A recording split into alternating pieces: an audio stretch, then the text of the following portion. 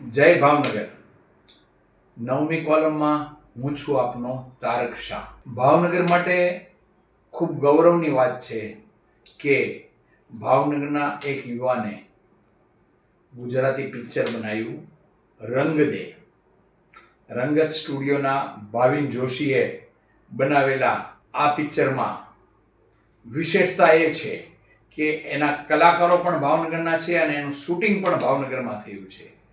આ ઉપરાંત ભાવનગરના જ આ યુવાનની એક સફળતા એ પણ છે કે આ ગુજરાતી પિક્ચર છે એ 21 તારીખથી સિનેમાગૃહ, ઓટીટી અને ડીશ ટીવીમાં એક સાથે રિલીઝ થવાનું છે।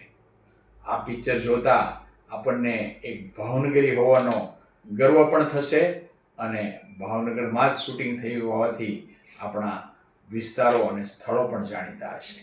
આભાર।